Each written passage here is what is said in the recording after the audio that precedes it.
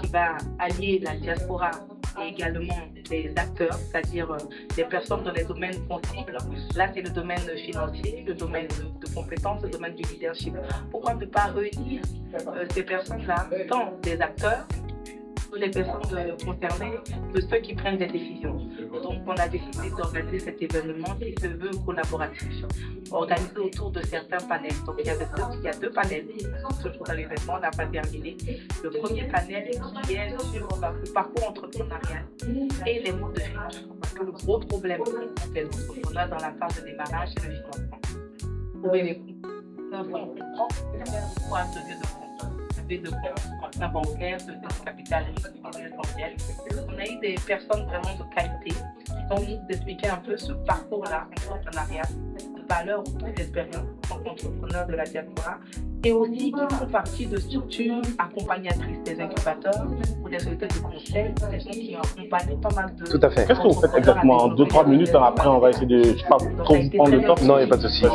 Vous faites quoi exactement quel est l'objet de votre présence sur le forum? Sur le forum, on m'a invité effectivement dans le cadre du développement économique de l'Afrique. D'accord. Sachant que je suis le directeur d'un cabinet qui s'appelle ADK Consulting Afrique, qui est un cabinet de conseil en stratégie dans le développement des affaires internationales spécialisées Afrique. D'accord, c'est super ça. Donc du coup, en fait, vous apportez les capitaux qu'il faut aux particuliers comme les institutionnels pour développer leur activité. Pas que. On fait énormément de choses. D'accord. Beaucoup de choses. Nous intervenons dans comme quoi, par exemple? Alors déjà, ce qu'il faut savoir, c'est que nous, notre cabinet intervient dans le renforcement politique, économique, social et culturel de toute l'Afrique, tous les pays d'Afrique. Nous sommes implantés au Mali, parce que je suis moi-même malien et soninké. D'accord. Voilà, ça se voit pas. Avec l'actualité. Je ressemble à un Antillais. Oui, j'allais dire carrément Antillais. Ouais, j'allais dire carrément Antillais. Mais aujourd'hui, avec tout ce qui se passe en Afrique, avec l'actualité politique et sociale qui a assez mouvementée. Tout à fait. Est-ce que vous, aujourd'hui, vous ne rencontrez pas des problèmes particuliers dans le développement de votre activité? Non, justement, parce que nous sommes déjà tout d'abord stratégiques et nous savons comment justement conseiller en termes d'orientation de développement des affaires en fonction du système politique, économique et social du pays. En tout cas, nous sommes très contents de rencontrer des étoiles africaines comme vous. Merci. Dans ce type de forum et on encourage en tout cas. Très heureux de vous avoir rencontré et puis j'espère qu'on aura l'occasion de rediscuter en profondeur de vos activités et puis voir dans quelle mesure ça peut peut-être aider nos téléspectateurs. Tout à fait. Parce que notre cabinet est inédit effectivement en Afrique. Ça fait 20 ans que nous sommes installés. Quand même, ouais. 20 ans, donc tout le monde n'est pas au courant de ça effectivement. Et nous avons une plateforme qui permet aux entreprises, aux associations, aux porteurs de projets d'obtenir des levées de fonds d'une part pour développer leurs projets en Afrique, dans tous les secteurs d'activité. D'accord, ça c'est bien. Est-ce que vous avez un dernier mot à partager avec nos téléspectateurs avant de se lever de cette petite interview? Oui, ce qui est important, c'est de faire appel à des professionnels. Parce que soi-même, nous n'avons pas forcément la culture ou la formation de bonne gouvernance. Donc quand on veut développer un projet ou une activité, surtout de surcroît en Afrique, qui est un terrain assez hostile, il faut faire appel à des professionnels, à des gens qui ont une connaissance terrain, qui ont les compétences, le savoir-faire sur le développement des affaires en Afrique pour pouvoir développer son projet. Avant toute chose, c'est très important. Et en fait, après aussi, se faire accompagner pour recevoir, faire des levées de fonds, d'accord, en ayant un dossier viable et bankable. Parce que les investisseurs, ceux qui regardent, lorsqu'ils étudient, ils analysent un dossier, c'est voir si le projet qu'on présente, en termes d'études de marché, de business plan ou études de faisabilité, c'est que le dossier soit viable et bankable. D'accord. On va rester sur ces mots. Voilà. Je vous dis merci à vous. Merci beaucoup. Et puis j'espère vous revoir très bientôt pour approfondir sur le sujet. Avec grand plaisir. Merci à vous. Avec grand plaisir. Merci beaucoup. Merci. Au revoir. Nous, on a revisité un spiritueux africain, donc le spiritueux de palme, originaire du Bénin, donc c'est du Sodabi. On a fait une version luxe du Sodabi. L'idée, c'est on a un spiritueux commun en Afrique qui est le vin de palme, mais qui n'est pas connu en dehors de l'Afrique. On a un trésor, vraiment un trésor ancestral. Donc l'idée, c'était d'en faire un produit du monde, un produit raffiné. Donc on a, avec la distillerie Dahomey Spirit qu'on a créée au Bénin il y a 3 ans, on a entrepris de sortir une gamme de spiritueux qu'on puisse présenter, que chaque Africain puisse présenter sur sa table, être fier, avoir un spiritueux au même titre que les îles, l'outre-mer ont le rhum, ou bien la Russie ont la vodka, les pays de l'Est. bah, l'Afrique elle a le spiritueux de palme. Donc on a entrepris de visiter écrivain et entrepreneur. Je suis ici au salon justement des startups et de l'entrepreneuriat organisé par le Club d'Efficience en tant qu'intervenant, mais aussi en tant qu'exposant. J'expose un peu mes œuvres. Mon idée est de transmettre. Alors transmettre, ça peut être les mathématiques, mais ça peut être aussi justement la société. Le manifeste de la raison objective, c'est un essai sociétal, une alternative de vie en société. Et on a aussi bien sûr les livres sur les vraies clés de l'entrepreneuriat, sur l'entrepreneuriat en général, 28 conseils pour entreprendre. On a des romans, mais l'idée c'est vraiment la transmission. J'estime que l'excellence finalement, elle doit se transmettre. On ne doit pas mourir avec son excellence, c'est une faute. Et je suis ravi de ce salon, ça nous permet de nous rencontrer en communauté et de pouvoir échanger et de grandir ensemble. Donc je suis ravi d'être à cet événement. N'hésitez pas à nous joindre, à nous trouver.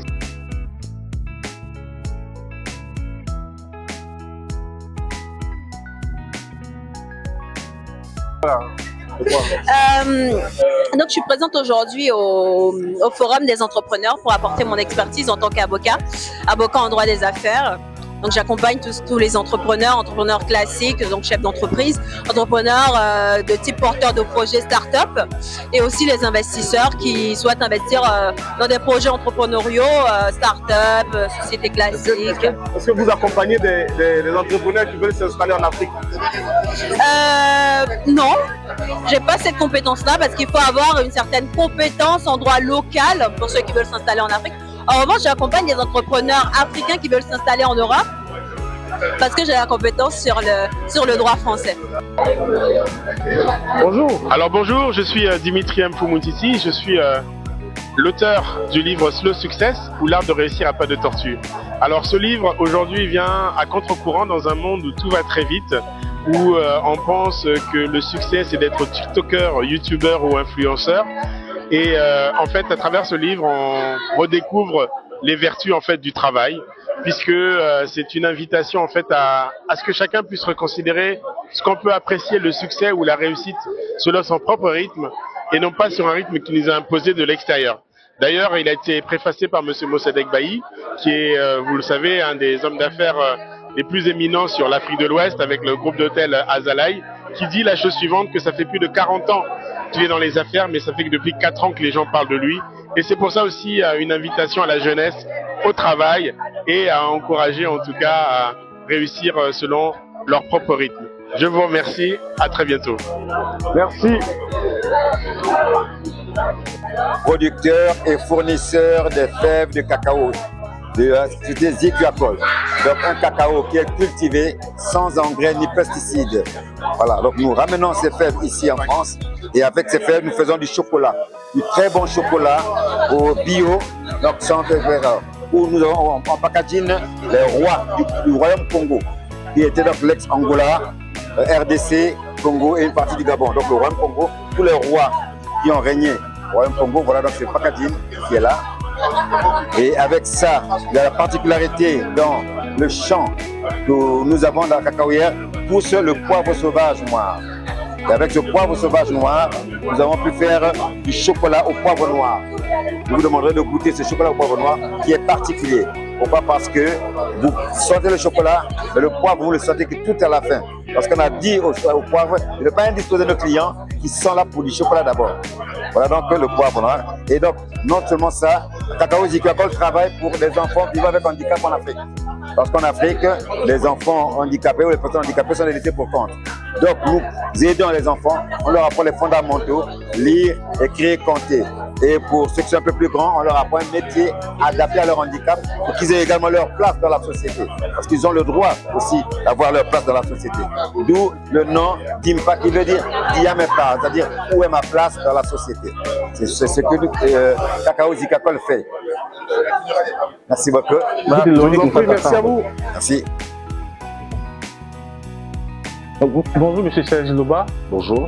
Enchanté de faire votre connaissance. Donc, on est aujourd'hui au club Efficient. Vous avez été invité en qualité de président.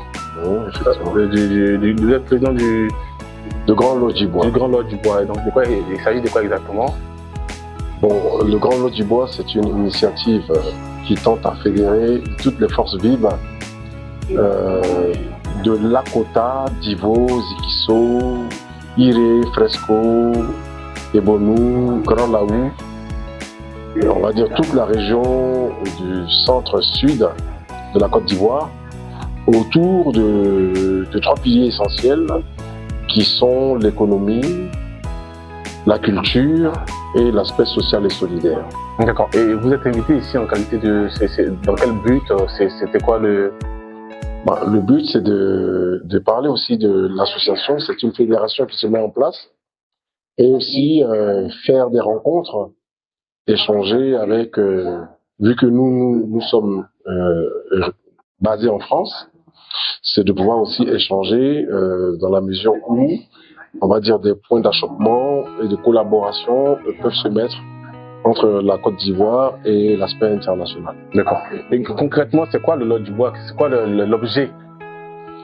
L'objet, c'est de, comme je disais, c'est de fédérer toutes les forces vives de cette région qui se trouvent partout dans le monde, dans la diaspora, que ce soit BT, Guébier, Dida, et Gauthier, Ega, et tous les amis du Lodibois. D'accord. Donc ce qu'on organise concrètement, c'est la mise en place par exemple d'un fonds d'investissement. D'accord, ça c'est très intéressant. Enfin, vous voulez mettre en place un fonds d'investissement pour accompagner l'économie locale. Accompagner l'économie locale et soutenir les initiatives de toutes les autres associations. Mettre en place dans la diaspora un vrai marché. D'accord. De milliers de personnes qui seraient potentiellement des acheteurs de biens et services de la communauté. Concrètement, comment ça se passe ce type d'action? En fait, comment vous faites appel à des investisseurs privés? Mais surtout, ce sont des fonds privés initiés par nous-mêmes. D'accord. Voilà, donc ça peut être du financement participatif, ça peut être aussi de la stratégie, de l'ingénierie financière en fonction des différents contextes. Mais aussi, à travers les bureaux de liaison qu'on va mettre en place, trouver des financements pour la région sur place. Les différentes. Est-ce que vous avez un accompagnement de la collectivité territoriale, c'est-à-dire la mairie par exemple? Oui, en fait, nous entrons conformément à certains articles on va dire des collectivités. Nous sommes dans un cadre de coopération décentralisée, ce qui fait que on peut travailler avec on va dire le Conseil régional d'Île-de-France, avec le Conseil régional de Lodibois. Nous, on fait le pont, on peut monter les projets concrètement, et puis après avoir identifié les besoins, on peut monter les projets ou aider à monter les projets. D'accord, d'accord. Ça c'est très intéressant. En tout cas, nous sommes très ravis de faire votre connaissance et on espère que pour la prochaine fois, pour votre événement qui est pour quelle date exactement? Vous avez un événement très bientôt là. Le 28 juin, d'accord, nous organisons le lancement officiel du Grand Lodibois. Il existe déjà, ça fait quelques années, mais il n'était pas officiel. Et donc on a pris le temps vraiment de préparer tout un bureau exécutif pour que toute la communauté puisse bénéficier de façon efficace et efficiente des biens et des services que nous mettrons à disposition, à savoir accompagnement juridique et administratif et bien d'autres choses. Donc vous pouvez demander à ceux qui se sentent, qui s'identifient à ces valeurs, de nous rejoindre pour aller ensemble vers cette aventure. D'accord. Donc j'ai entendu le mot efficience, on va se laisser sur ce mot-là. Est-ce que vous avez un dernier mot à adresser aux personnes qui vous regardent à travers notre média, par exemple, par rapport à votre association? Ok. Là, c'est dit à Towain, à Longwain, à Lowu, à Yaouka. Pour ceux qui comprennent, je dis les frères et sœurs et les parents. Je lance un appel pour que vous puissiez nous rejoindre afin de créer cette dynamique solidaire pour pouvoir relever le défi qui est celui de l'économie, de la culture et aussi l'aspect social et solidaire en Europe pour tous ensemble grandir et avancer vers les différents projets. Sur ce, on vous dit merci et puis on espère que vous serez tous présents au prochain événement du Lodibois On vous invite tous, que vous soyez de la région ou pas, vous êtes investisseur ou pas, vous êtes tous invités pour participer au développement territorial du Lot d'Ivoire. Merci à vous. Merci messieurs. Merci. Et on se dit à très bientôt. Effectivement, mais à un moment donné, c'est très important d'être bien entouré. C'est très important d'être bien entouré. Malheureusement, parfois, c'est difficile. Des fois, vous avez la famille qui vous met des bâtons dans les roues.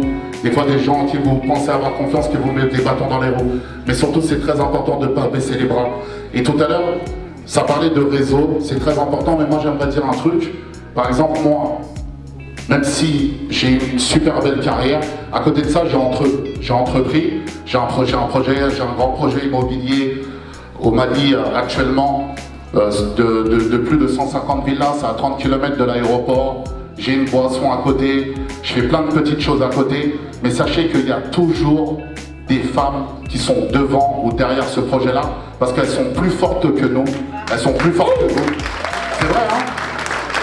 Il faut qu'on se dise la vérité. Il faut qu'on se dise la vérité, elles sont plus fortes que nous et elles sont plus déterminées que nous. Donc j'espère que je ne vais pas fâcher quelqu'un ici, hein, ou faire des problèmes. Mais c'est la vérité, il faut qu'on soit honnête. Il faut qu'on soit honnête, voilà. Et j'aimerais vraiment applaudir très très fort pour toutes ces femmes qui entreprennent. Vraiment. Est-ce qu'on peut rester assis quand on parle des femmes? Est-ce qu'on peut rester assis quand on demande d'acclamer une femme? Alors que chacun ici, s'il est un peu quelqu'un et qu'il a une cravate, c'est parce que sa femme lui a mis. Exactement.